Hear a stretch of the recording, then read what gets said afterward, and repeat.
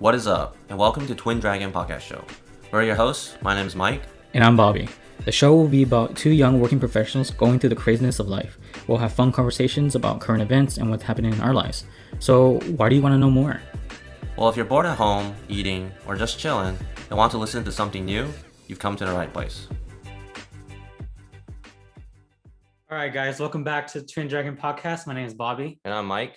And today we have a really special guest. Her name is Sonya. She used to be my trainer at Camp Gladiator, but now she has her own company at Delta Performance. She's a running specialist.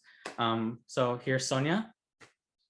Hi, everybody. Glad to be here this morning, guys. Yeah, it was a pleasure having you. Thank you for being on with us. Sonya, what sort of, tell us your story. How did you sort of end up where you are right now? Yeah. Oh gosh, let's see. I've been coaching since I was 17. I used to coach youth track and field. Wow. And yeah, coaching like little kids, 5, 6-year-olds. I never thought I'd have to teach someone how to stay like in a lane on a track, but it was a lot of fun.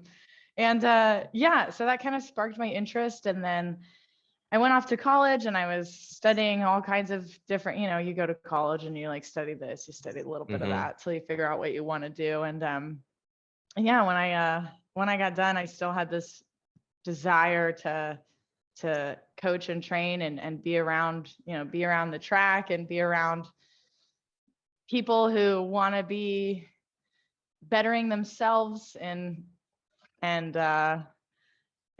so I just kind of kept pursuing that. After college, I worked at a community college as the strength coordinator for a track team there. And then I moved to Austin, Texas, where I started working with Camp Gladiator and met Bobby.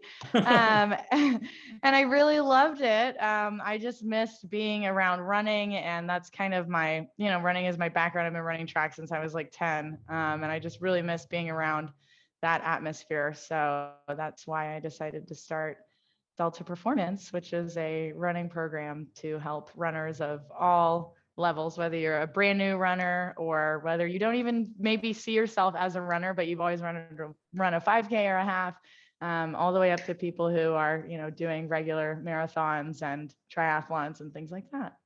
Was it hard to, I guess, make that big move to Austin? It was really hard, especially because my husband and I we were living in Dodge City, Kansas, which if you've ever been to Kansas, there's not much there. Like the slogan "Get the heck out of Dodge" was literally came from where we were living. Wow. Yeah. There's not much going on there, but they had for a community college, they actually had a pretty decent track program, and I really enjoyed working with the coaches there, and that was my first real taste of like coaching on my own, if that makes sense. I didn't, I'd been coaching track for a while, but it was always like I would show up and the head coach would say, "Hey, this is what I need you to run the kids through today." Whereas at the community college, since I was the strength coordinator, the coaches were, relying on me to make their strength program based off of all the running workouts. So I spent several weeks, looking at their running workouts that they had, for this week, for that week, for this month, next month, for all the way up until like the championships and stuff. And I had to build out a program and run everybody through it. So that was my real first taste of like building programs and around people's goals and things. So that was I really enjoyed that. But the move to Austin was tough because, I was leaving that, which for a lot of coaches, that's like a dream job. Yeah. But my husband and I just weren't happy living in the middle of nowhere, Kansas. And I have family in the Austin area, a lot of family actually in the Austin area. And wow. yeah, we just wanted to be closer to family, and so I really started Camp Gladiator just because I needed a job. Yeah. To be quite honest. But you're really good at it. Oh, thank you. Yeah, you look good into that's shape. what happened. Yeah.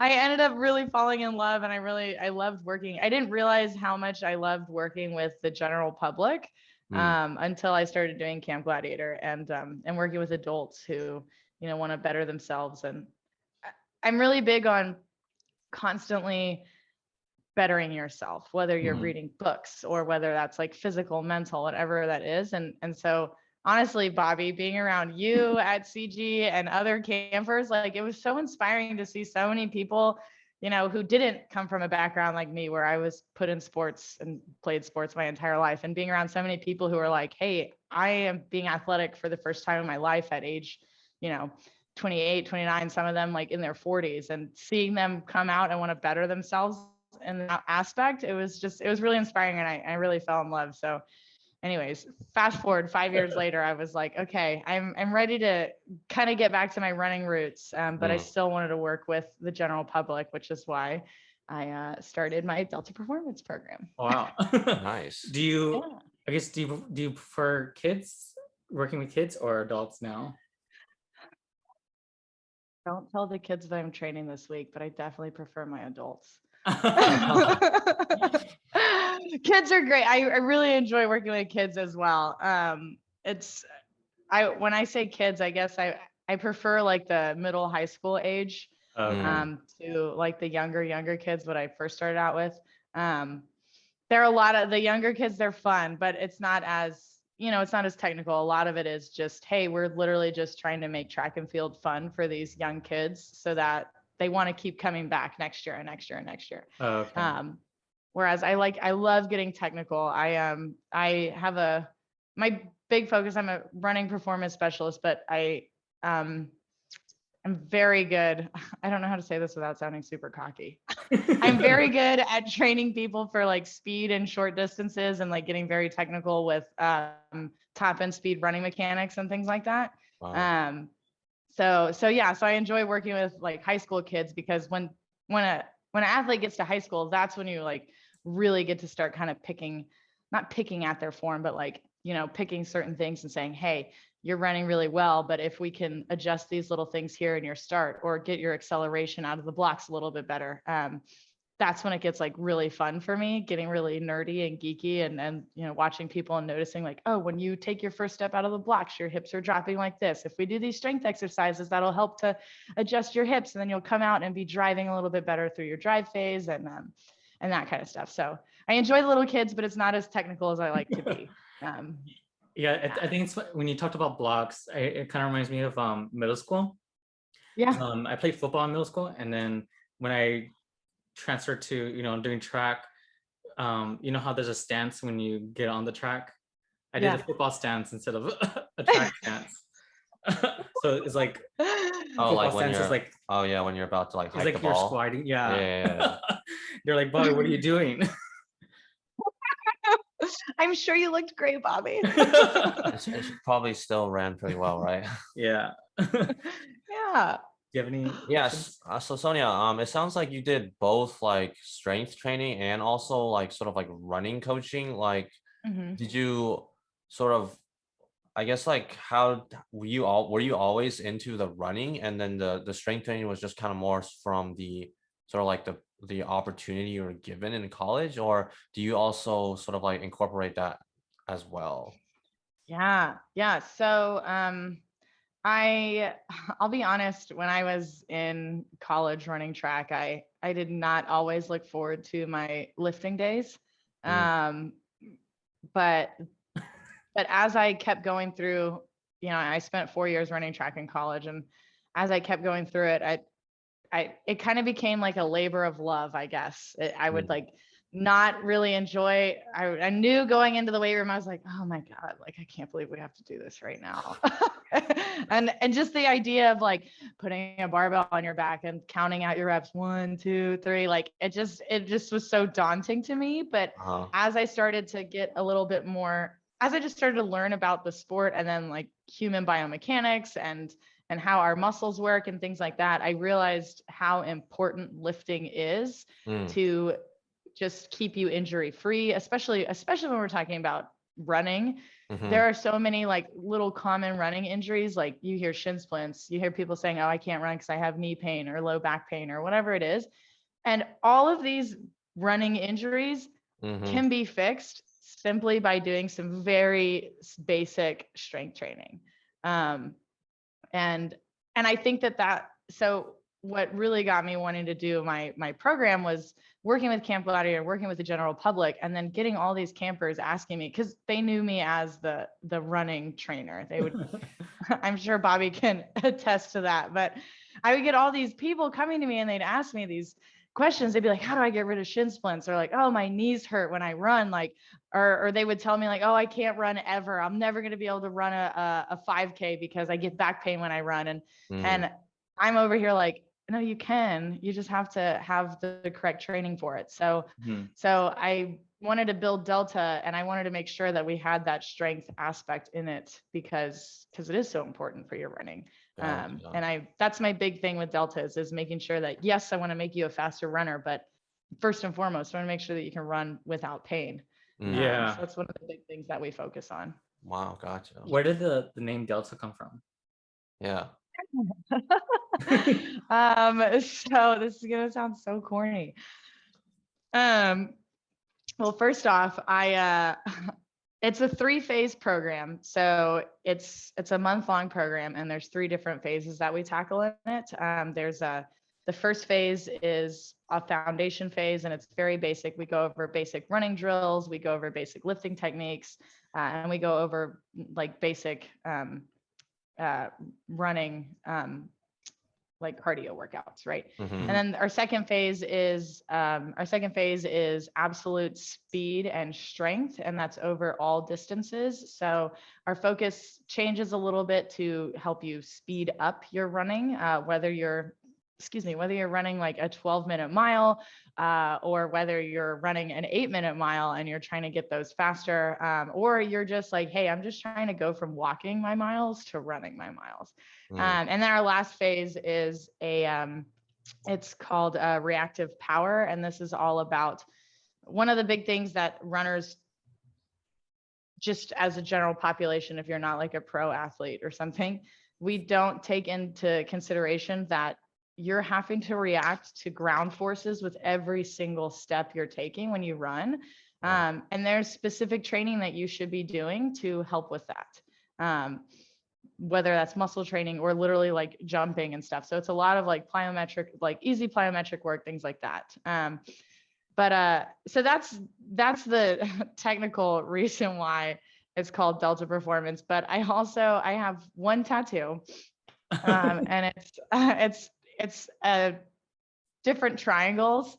And I really wanted like to use, my logo is not on here, but I really wanted to use a triangle some way, somehow. And then it just kind of worked out perfectly that I was planning on doing a 3-phase program. And I was like, oh, like Delta, there's, 3 corners to a triangle, and it can work. So yeah, that's kind of how I came up with it. I think, oh, do you have any more questions? No, I think it has a good ring to it. Yeah. Delta Performance. Oh, yay, thank you. I'm glad. I guess before going on, I know we didn't introduce too much about ourselves. Did you have any questions for us, I guess, to lighten the mood? Yeah. Oh my gosh. Yeah. Well, okay, Bobby, like, what are you doing these days? I know, like, what are you doing these days? What are you doing these days, Bobby? Tell me. So I don't work at the Children's Hospital anymore. I work for a health company called Superior. So I do a whole bunch of different things. And so now I work on the opposite side of town, like more south, near the airport, basically. Oh yeah. What else? I am trying to do a different profession. Basically, I'm learning coding. I think during the pandemic, I learned a lot about like people, just new creators popping up. And for the longest time, I wanted to do YouTube or something. And my friend Mike, we known each other for a while, and I was like, we should do a podcast. But at the same time, I have a lot of fear of like putting myself out there. So like even in the YouTube channel right now, our faces aren't on there right now. Oh my gosh, you should totally put your face on there. Y'all have good faces. Um, thank you. So yeah, I think that's pretty much it. Can't think of anything else. Yeah, I think the podcast is something new that's all I'm kind of doing. I think in terms of workout, I'm doing The more. big question. Yeah. The workout. That's not where I was going, but I love I'm it. doing more home workouts because it just seems to work better for me because I save time and I get to get things done quicker or at my own pace. And I live in a decent quiet neighborhood where I can run because I run to Town Lake a lot and stuff like that. Oh, nice. Town Lake is so good. I'm jealous of your location. But we definitely like want to have like a gym set up, something like what you have right there. Yeah. Oh my gosh. It's all you have to do is start accumulating stuff. I'm like looking at my wall of equipment, which is like behind my computer screen over here. You just have to start accumulating stuff and then boom. That's the thing about workout equipment. I think the pandemic was not good for a lot of things, but I think it was so good for so many people to realize that like working out at home and just working out in general it can be so easy and so inexpensive. Like you don't need to have a gym, like a fancy membership at a gym. You really don't need to have a bunch of crazy equipment either. Like my Delta is a virtual program. It's all online. And my athletes, we literally use a couple sets of dumbbells and like one mini band, and that's it. And then we go run. And that's all like that's really all you need. You don't need a bunch of fancy equipment. Now, unless you just enjoy doing, stuff with like medicine balls and all kinds of other things. Yes, but for general fitness, you really don't need a lot. And I think I love that you're working out at home and because it's so convenient. It's so easy. It's so convenient. And yeah. Yeah, I think I kind of, like you said, accumulated a small amount of workout equipment over time. I think I wanted a bench and I got a bench, but I only have like dumbbells and stuff like that. Yeah. There's so much you can do. There's so many things you can do with a bench and some dumbbells. I mean, you can do step ups on it. You can do box jumps. You can do push-ups on it. You can do bench presses. Like a bench is so versatile. Like you can do so much. Oh yeah. I think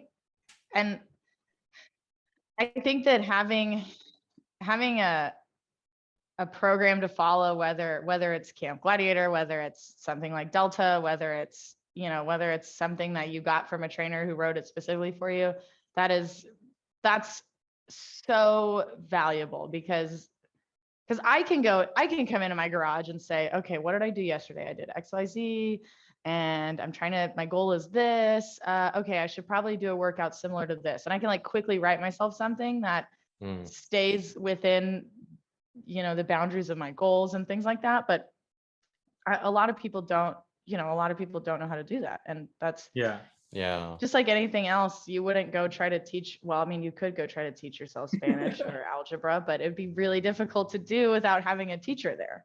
So yeah, getting started is always the hardest part. You want to introduce? Yeah, well, yeah, I'll introduce myself pretty quick. So my name is Mike. I'm a medical student. We're actually in New York filming this. So what? I didn't know that. Surprise! This is actually not in Texas, but in New York. So yeah, I've been here for 3 years now. So we met each other in college in Austin. And then I moved to New York for med school. Wait, where at in New York are you? I'm in Manhattan. NYC? No, yeah.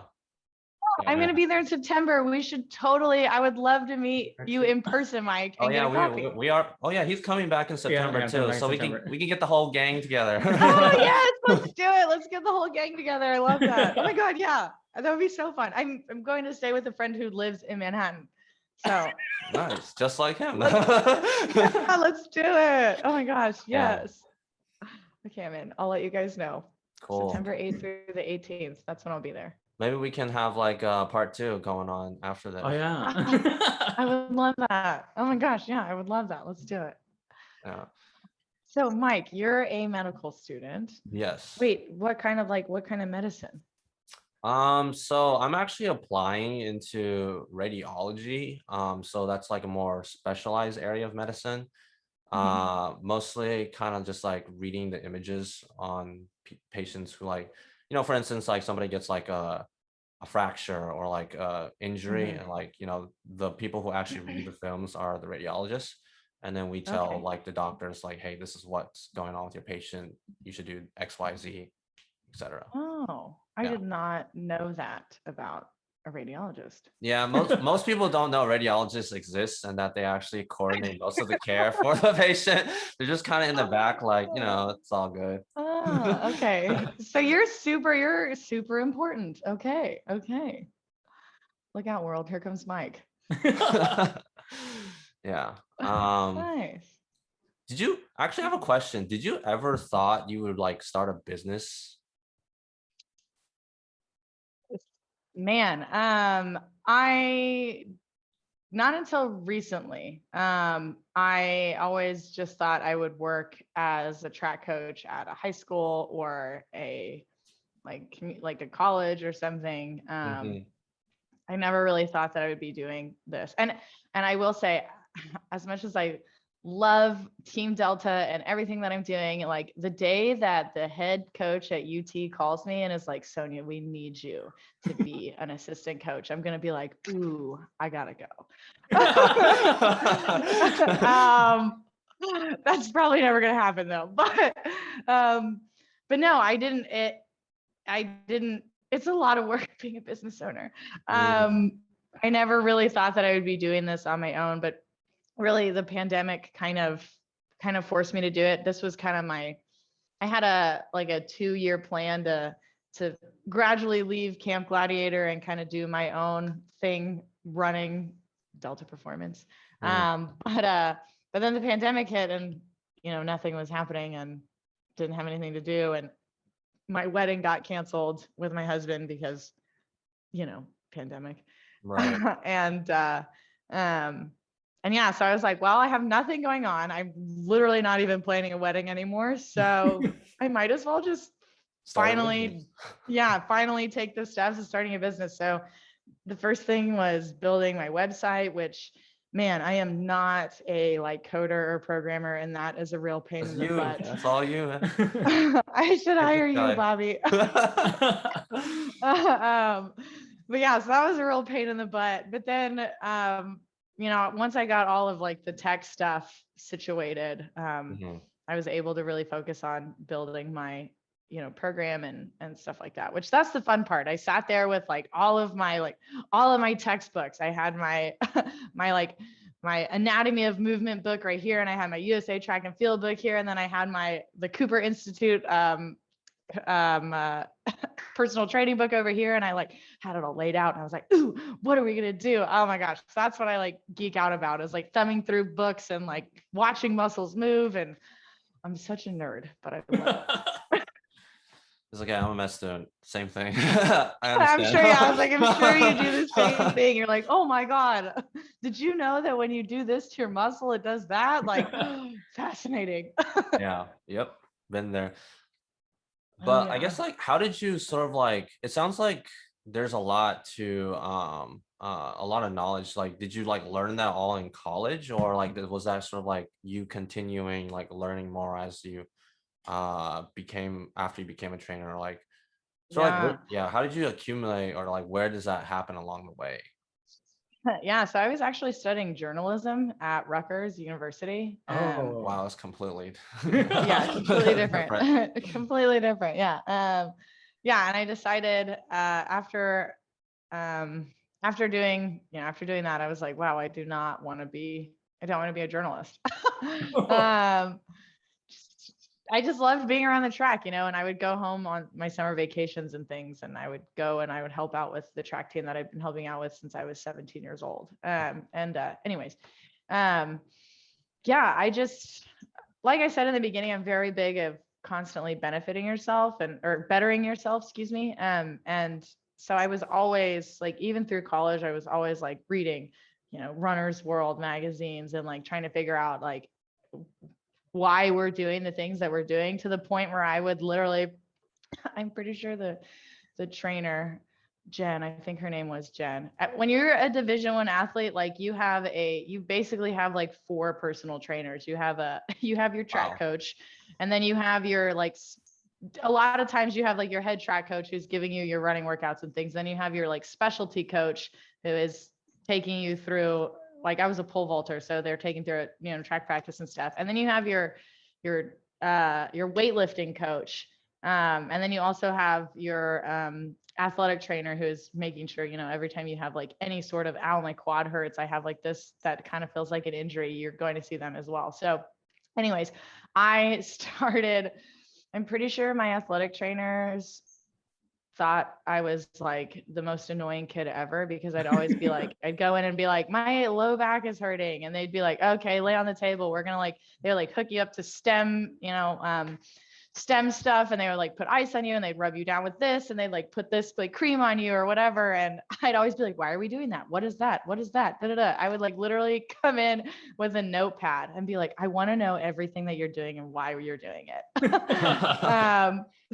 Yeah, so that kind of started my knowledge. And I would do the same thing in the weight room. I'm pretty sure that my weight room coach also thought I was annoying, because I'd come in, the way that it worked at Rutgers, at least, they had 2 weight rooms, and like one weight room was for, sports XYZ, and then the other weight room was for, these sports. And so I would come in on my days when I wasn't supposed to be in there, when the track kids were done, and I would go and be like, hey, can I have some extra work to do? And my trainer would be like, she'd be like, you hate lifting. But yeah, and I would literally do it because I wanted to just know like why we're doing things and what else I could do to make my body just perform better and move better and be injury free. So that's really kind of where it started. And then like when I thought about leaving all of that behind and being a journalist for like, the local news or something, yeah, I was like, oh, that sounds like a death sentence. It was like, wow, I cannot. And then also the thought of having to, and I'm sorry to say this to everybody who's probably going to be mad at me, but like, I could not imagine putting on business casual attire. Like that was just like, I can't, no. So I'm like, I want to be in sweatpants and sneakers all the time. And that seems like such a silly reason to change your career path, but I'm very big on like, you have to be comfortable in what you're doing. And if wearing a suit and tie to work does not make you comfortable, like probably need a different profession. That's just the way that I look at it. But yeah. Man, I forgot the question because I was like so excited about telling you how much I did not want to be a journalist. I think you kind of answered. Yeah. Oh yeah. Yeah. Oh yeah. And then I just kept reading and kept, constantly reading. My husband thinks I'm a nerd. Oh, go. Yeah. The current Olympics. Yeah, I'm watching it. Wait, what? Have you seen the women's 1500 run? I didn't get to watch that one. I was so upset. I was so upset. There was a scenario or a story I wanted to share with you, is that it's because I also used to run long distance and track until I came to college and gained all this weight. Yeah. So in the race, there was actually a woman from Austin. Yeah. She was doing the 1500, but she was also a lawyer. But you can definitely tell that, she may not have like, I guess, kind of like what you explained, a workout coach, a specialty coach, yeah, and all that, because all those other runners, they look really healthy, beefy, not too beefy, but she looked really skinny compared to everyone else. I guess what is your thoughts on that, if you kind of observe that? Man, there's so much that can go. There's so much that can play into that. One, everybody's body type is a little bit different. You've got endomorphs, ectomorphs, all kinds of things. And that's just like your kind of predetermined body type when you're born. But there is a big, distance runners are pretty thin, but there's a big in the distance world, especially, and this goes for males and females, there is like eating disorders are very common. Mm, Because as you lose, I mean, and this totally makes sense. The skinnier you are, the less you weigh, the easier it's going to be to move that weight down the track, right?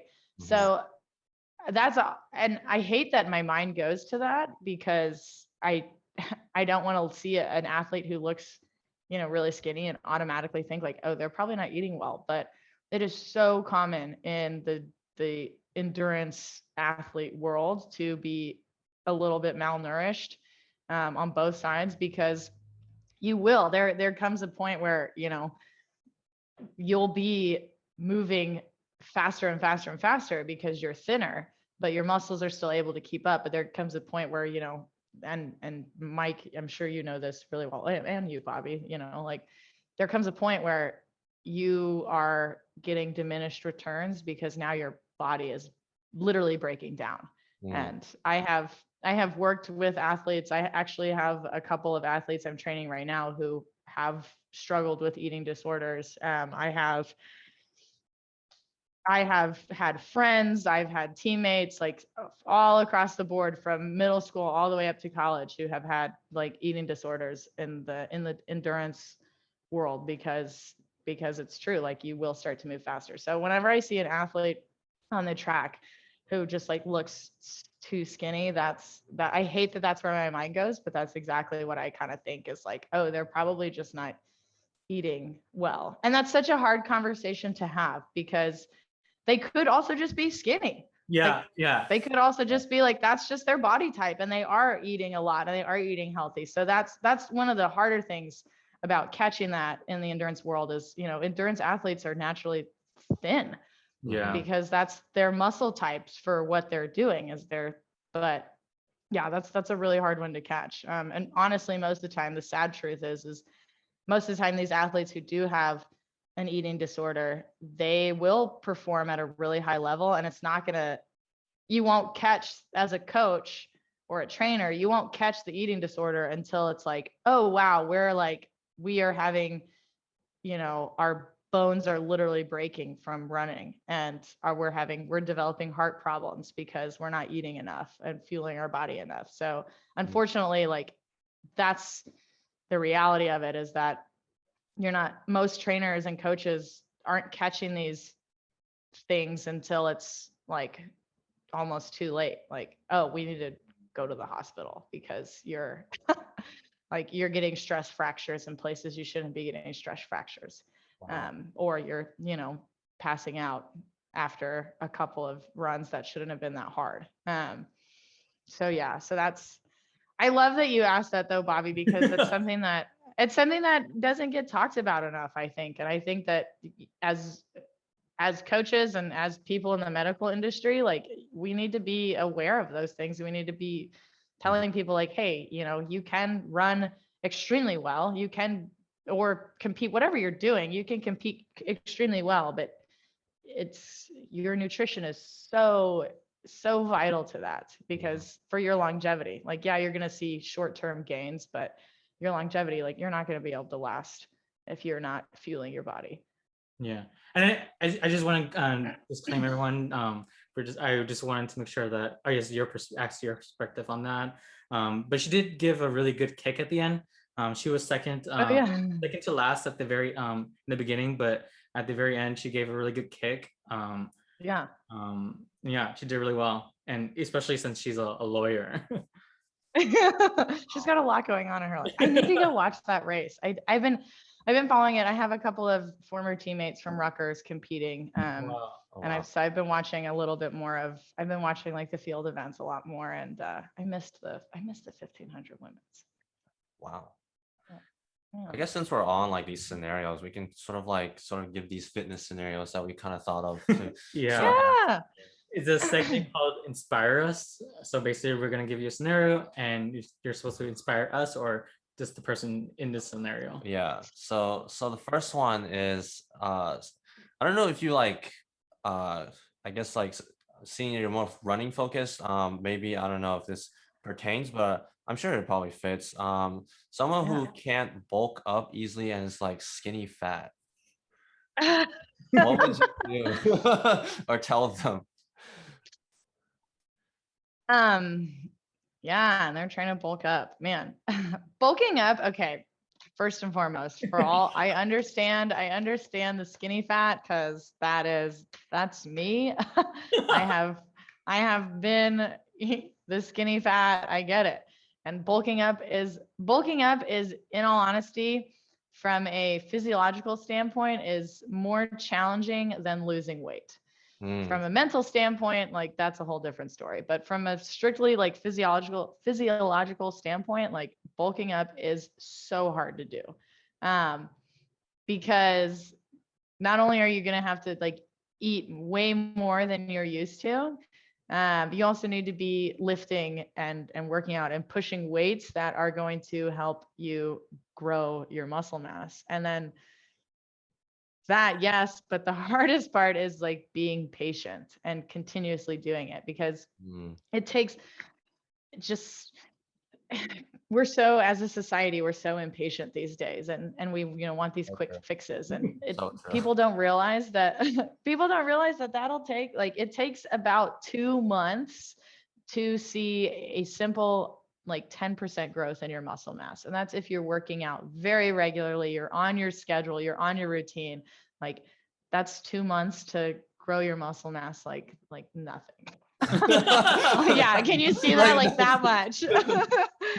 um so yeah, so what I would tell somebody who wants to bulk up, I would say stick with it. Like, it is going to be frustrating. There are going to be days where you're like, man, I haven't seen any sort of progress in literal like months. Stick with it. Stick with it. Keep going. On the days when you're like, I don't want to do this, go. Even if you feel, sorry, this is family friendly.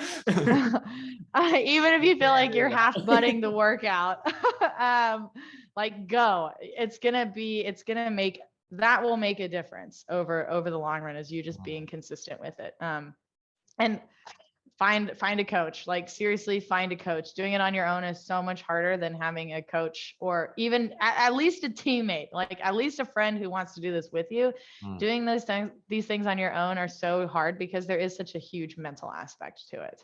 So yeah, that would be my advice, is stick with it.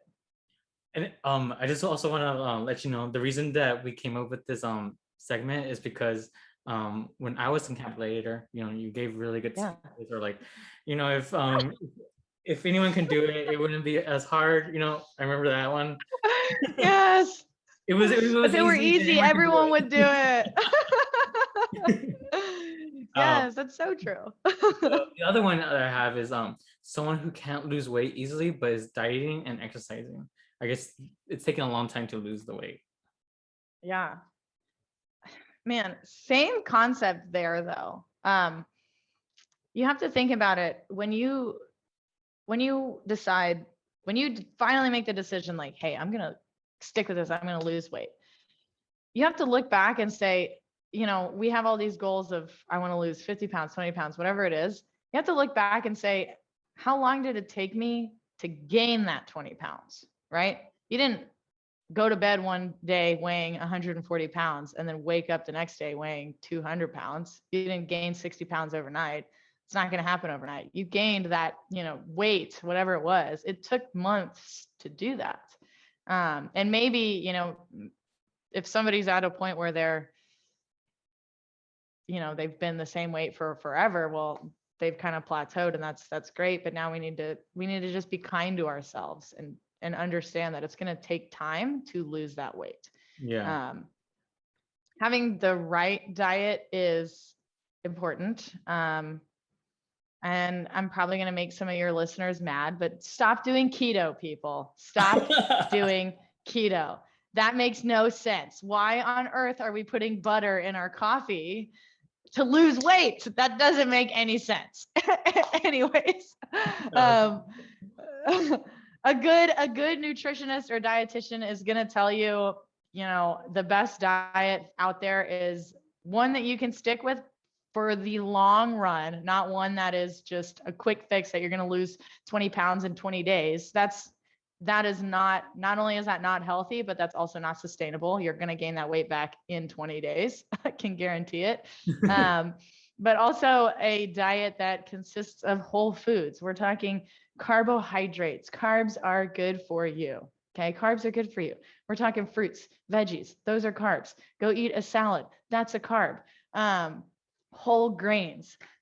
Eating a well-rounded diet with lots and lots of colors, lots and lots of fruits and vegetables. That's going to be the best diet. And yeah, the inspiration, I guess, would be, it's going to be hard. It's going to be just like with anything in fitness. It's going to be hard. It's going to be frustrating. There are going to be days when you're like, oh, I don't want to do this. You're going to wake up and you're going to doubt yourself a little bit. You might even say some not nice things to yourself, but the best thing that you can do is to just be patient with yourself, be kind to yourself, and just keep moving forward and surround yourself with people who are going to help you get to the point that you want to get to, and including a coach. Do you want to ask the different one here? Yeah, there's one more, because there's one more scenario that I heard. I don't know if there's like common ones that you heard, but like one thing I've heard a lot is like people are sort of like that lack of motivation to like sort of like get that first small step, I guess, in a sort of way, moving. Yeah. Like, oh, they know all these things, like, let's just say, but like it's so hard for them to like get started. Like, what would you say to those people or to them? Man, I would probably put my coaching hat on. Here's my, okay, real quick side rant. A coach is not somebody who's just there to like high five you and be like, yes, you're doing great the whole way. A coach is going to be like, hey, you're not doing great. And they're going to tell you when you're not doing great, and they're going to tell you how to fix it. So my coaching hat on, the people who are like, I know I need to do all these things, but I'm just having a hard time finding motivation. Motivation is fleeting. And if you can't get yourself to do it, you don't really want it. Like, you don't want it enough. Like, y'all have been through, I mean, Mike, you're going to school still. I'm sure some days you wake up and you're like, wow. Yeah. I'm surprised you wake up and you're like, man, I'm still going to school. Like, oh my God. But you're doing that because you really want the end result. Right? If you really want something, if you truly, really want something, you're going to keep going for it, no matter how expensive it is, no matter how hard it is, no matter how frustrating it is, no matter if you wake up days and you're like, God, I wish I wasn't doing this. Motivation is fleeting, but your dedication to your goal, that is something that's going to get you there. So that's my slightly, what am I trying to say? That's my coaching hat on. If somebody is like, I just don't have the motivation, I'm like, okay, so then you don't want it. Like, you really just don't want to be what you say you want to be. Because if you did, you would do it. Yeah. You know? Like, some days I really want potato chips, and there's nothing that's going to stand in my way from eating a bag of potato chips. I'm going to get my butt up and I'm going to drive to the store. It's the same thing. If you really want to be a certain way, physically, mentally, whatever it is, have a different career, like, you're going to go do it. It's the same thing with your fitness. It's just frustrating and hard, I think, for people, because we look in the mirror so much. Stop looking in the mirror so much, people. Like, we look in the mirror so much. We look on social media so much. We compare ourselves so much to all these other people. And it seems so unfathomable, like out of reach, these things that we want to be at, these things that we want to do, and these things that we want to, these people that we want to be, quote unquote. But really, you just need to, put your head down and just go. Like, stop looking at other people. Stop worrying about other people looking at you. Bobby, stop worrying about people looking at you on YouTube. You look great. They want to see your face. Okay. And you just got to do it. There you go. And I guess, like, so the next section is about like sort of the weirdest scenarios you've been in, like, fitness wise. Okay. I remember, like, when I'm in the gym, so there's this one time, well, probably like many times, to be honest, but there's one of them that's kind of stand out in my mind. I was bench pressing, and I was trying to do like this the last rep, essentially. of the set, Mhm. and I just could not get it because I was like, ah, just push one more, and there wasn't like the safety rungs. I didn't have a spotter, so then I was just like trying to go up, and then it's like up, not reaching that rung, and it's just like kind of like I just like put on my chest, and I was just like, all right, so how do I get out of here? And so I Oh just my gosh. start shimmying and scooting the barbell down to my waist, and then I was like, ugh, and then I just put it on a bench, and then when I do that, I just kind of like look around, I was like, nobody saw that, right? Oh my gosh. And then just like, all right, time to just put it back onto the rack and just like, all right, I'm done. Oh man. Okay. Well, some just advice for you, Mike, in the future. When you're pushing heavy weight by yourself on a barbell, I suggest not putting the clips on the side so that if that happens, you can Yeah, that's just what he said dip too. the barbell into. Listen to Bobby. He knows what he's talking about. Got um, got the weirdest thing I've seen when training, man, I don't know. Working out just in general is weird. Like I literally, my job is to walk around and like watch my clients' butts while they do things and be like your butt's not in the right position. Like get it into position. So, You hear that a lot. You hear that a lot. yeah, it's true. Um, us as a society, we don't use our butts enough. I'm just saying. That's true. Um, Always sitting. yes, exactly. And our butts are underactive. Anyways, go do some butt stuff, you guys. It'll make your whole core stronger. Um, man, this is supposed to be a family podcast. Oh,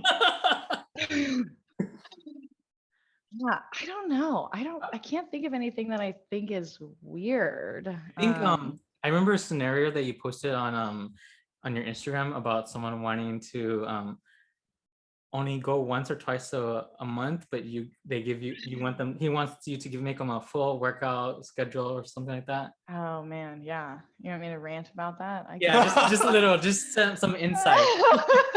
Yeah. So insight to personal training. That's a great question. I think a lot of times people don't realize how much time goes into building a program for someone, like a specific program. You know, we see all these things online that are like, oh, I can buy this program for $20, or oh, I can do that, which is great. Those are all very general, those are very general programs that will probably get you close to what you want to be, or even to what you want to be. But if you want something personal for you, like if you go and you're like, I want a personal trainer who's going to build me a program for me, that takes a lot of time. And I get this question all the time. I get this from friends. I get this from acquaintances a lot, who are like, oh, she's a kind of a friend and she'll give me a discount. I get this from acquaintances a lot. They want me to give them a discount on a program or something. And they're like, oh, I was hoping to pay like $60 for like 4 weeks of workouts specifically for me. And that is so unrealistic. Think about it this way. Yes, I'm going to be at that in-person training session with you. And, you might go pay a masseuse $60 an hour for one session, but your masseuse isn't like, hey, Bobby, here are some things that you need to be doing at home to fix that shoulder that you came in for because you're in pain. They're not going to be calling you and saying, hey, have you been doing your things? They're not going to give you, an app to like follow or anything like that. So there's so much outside of that personal training session that you have with your trainer that goes into your training. And if it's not, like, I tell this to people all the time, if you are paying a trainer like $60, honestly, a $60 session, like if you're going to see a personal trainer twice a week and it costs you $120 a month, $120 a week to see that trainer for seeing them twice a week, like that's cheap.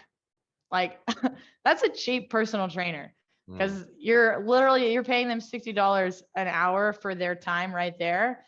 And if your trainer isn't texting you afterwards, if they're not checking up on you, if they're not doing all of, all those things, if they're not giving you a tracking system for your weights and things like that, if they're not giving you stuff outside, yeah, sure, that sounds good.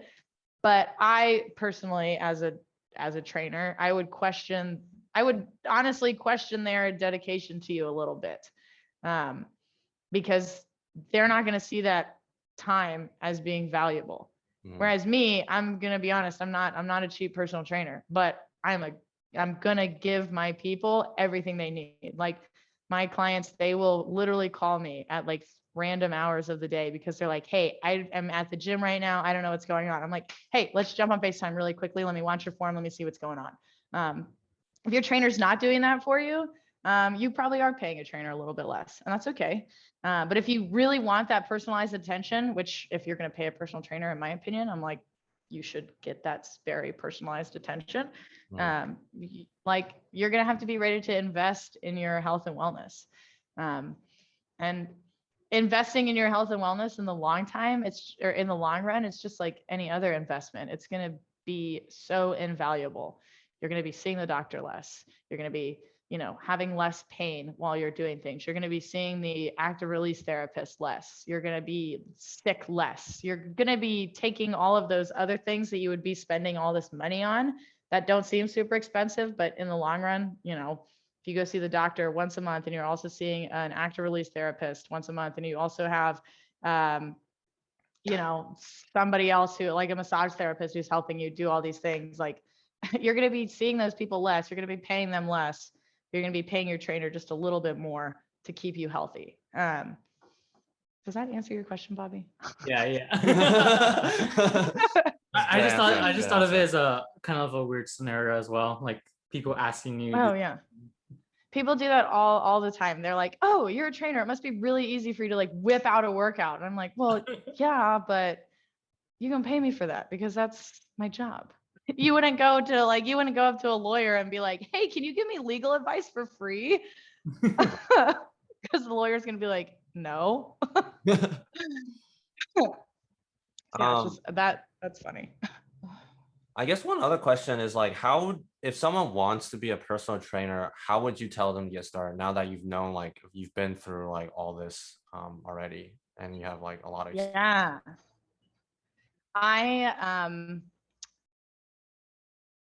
So I follow, there's a really great strength and conditioning coach. His name is Brett Bartholomew. He's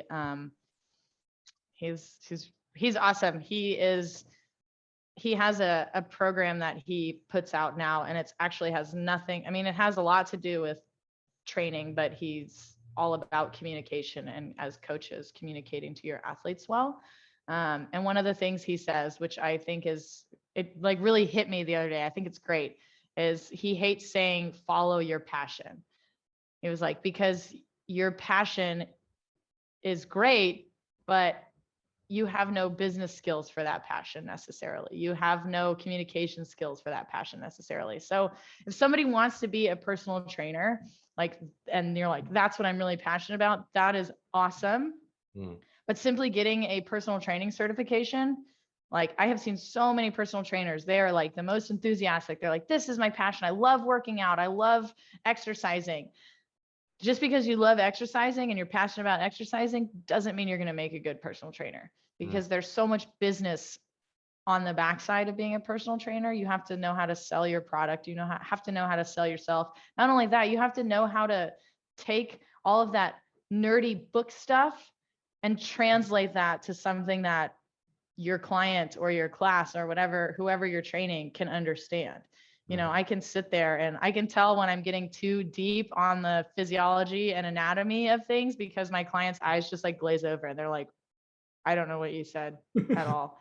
And I'm like, okay, how can I make this sound more like, why should I, how can I make this sound better so that you can care about why we're doing these things? So someone who wants to be a personal trainer, like, yes, go get your personal training cert. Absolutely. Because you have to, because don't ever hire a personal trainer who doesn't have a personal training certification, first off. But then continue to grow yourself, and not just in the nerdy science stuff that you're so passionate about. You have to do the other things. I would highly suggest, as a brand new personal trainer, getting a business coach, like getting somebody who knows how to run a business, because whether you know it or not, whether you're a personal trainer at a gym or you're like me and you have your own program and things, you are your business. Like a personal trainer is their business.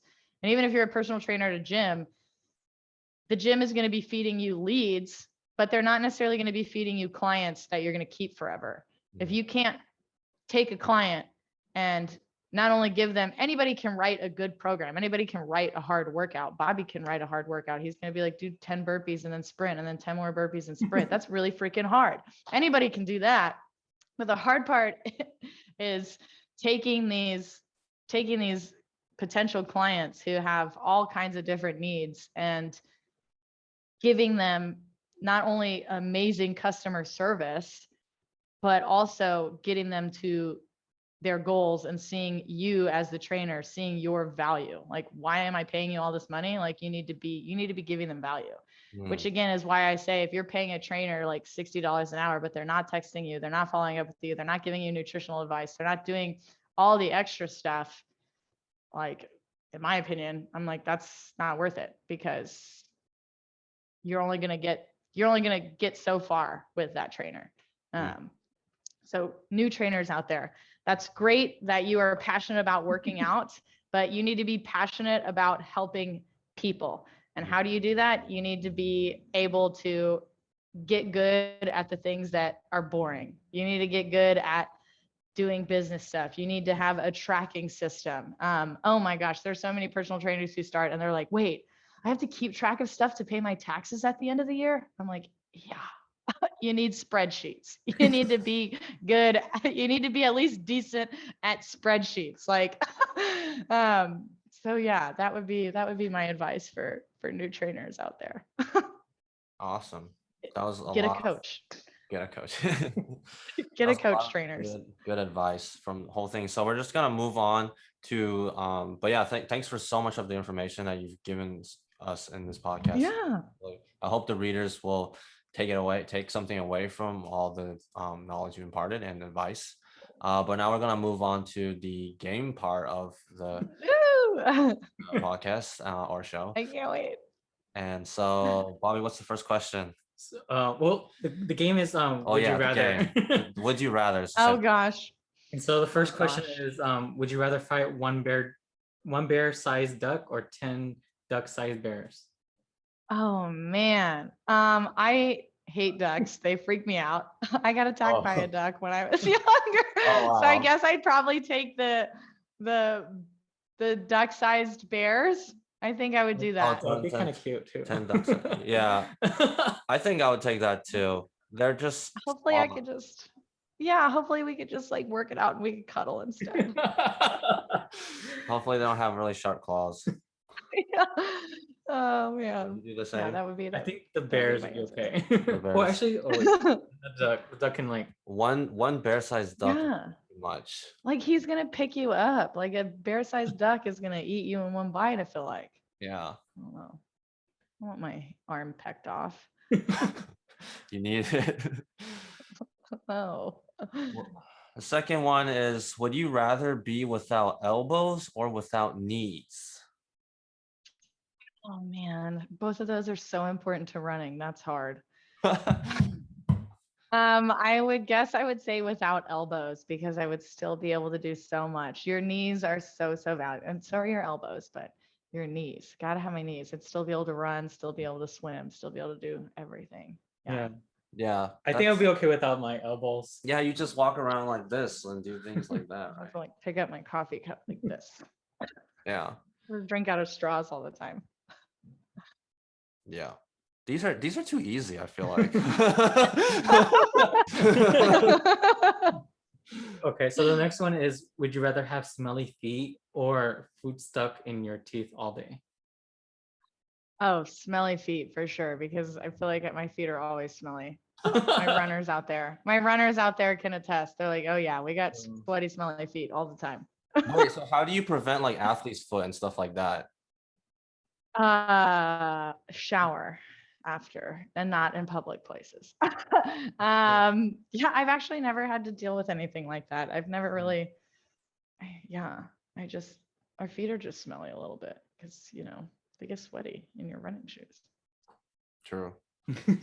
What would you pick? What would I pick? Yeah, I think smelly feet, because like you don't want to have like people looking at you with like food in your mouth, like, oh, why do you have something there, you have something there, you have something there, like the whole day. Yes, that's exactly. And then you pick it out and it comes back. That's annoying. What about you? I think I'll have food stuck in my teeth all day. So you can have It'll a be a day when I don't see anybody. so you can have like a constant snack or something, you know? Yeah, save it for later. That's funny. The next one is would you rather be the world's worst superhero or live the most boring existence ever? Oh man, I'd have to be the world's worst superhero. I cannot handle boredom. Can't. It'd have to be, because even if I sucked at being a superhero and I was like, wow, I'm not very good at this. Like, I'd still be able to have like cool superpowers, I assume. Like, That's true. That's true. People call you a superhero. They do? Who calls me that? Oh no, I mean just in this scenario, they will still call you. Oh, yeah, exactly. I was like, wait, who calls me that? I need to go thank them. Yeah, I'll also be a worse superhero than boring. Then what superpower would you want to have then? It's always between these two. I'd either love to be able to fly or super speed. Like the Flash, man, that's the coolest. Because He has a lot of he's ability.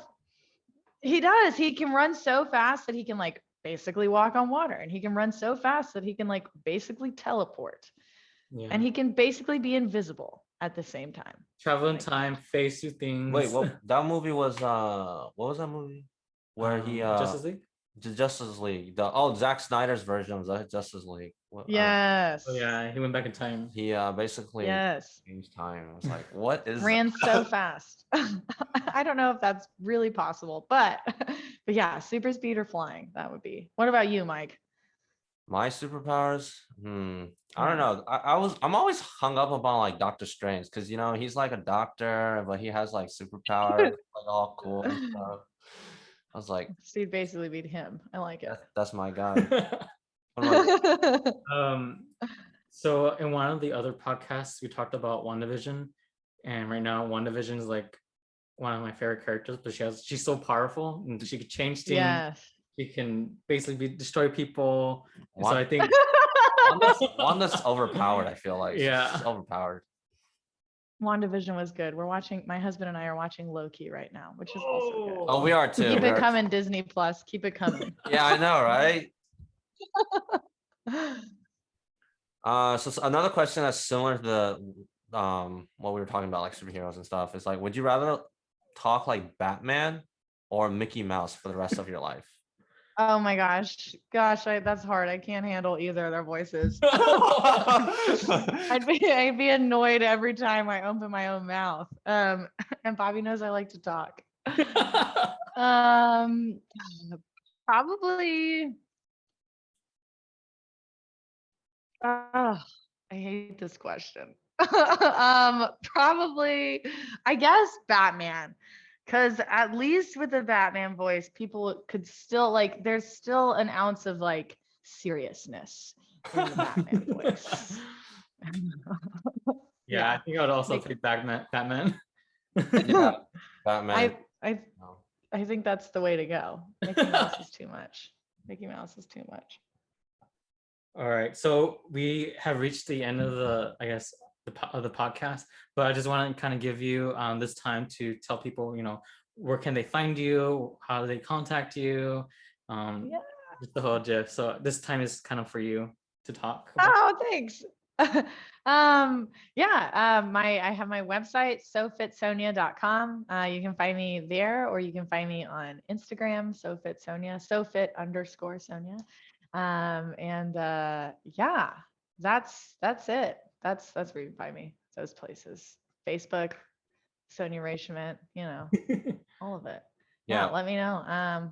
If anybody listening wants like running tips and things like that on my website, you can leave me your email, and I send out monthly newsletters and training tips and things like that. And there's I've got a blog on there with a bunch of different all kinds of running and fitness related tips, not only just like, hey, what should you eat and how should you lift, but also just a lot of, I'm really big on mentality. So a lot of my blog posts have to do with mentality and how do you stay driven and how do you stay motivated and dedicated to your goals and things like that. So yeah. Awesome. Cool. We'll put all those links in the description for the YouTube, and so like if they click on it, they know where to find you. Awesome. Thanks, guys. Well, thanks for having me. This is super fun. Thank you so much for agreeing to be our first guest on the podcast, basically. I love it. This is my first Our podcast first guest, ever. and So also first video of our faces. Yeah. So first. yes. Yeah. Yes. Oh my gosh. Yes. I love that. And then when I'm in New York, we should totally do it. Definitely. I'm so down. All right. So, So I'm just gonna close this off. So this is the end, guys. Thank you for joining us for the Twin Dragons podcast. And thank you again for listening. Thank you again, Sonya, for joining us today. And we hope you guys enjoy the episode, and we'll catch you on the next one. All right. See ya. Bye, y'all. Thank you again, guys, for listening to the Twin Dragons podcast. If you guys want to know more about a topic or want us to do a specific video, let us know in the comments below. And please like and subscribe if you want to help support us. Keep a lookout on our social media accounts so that you can keep up to date with any new episodes that come out and get connected. And we'll catch you guys in the next episode.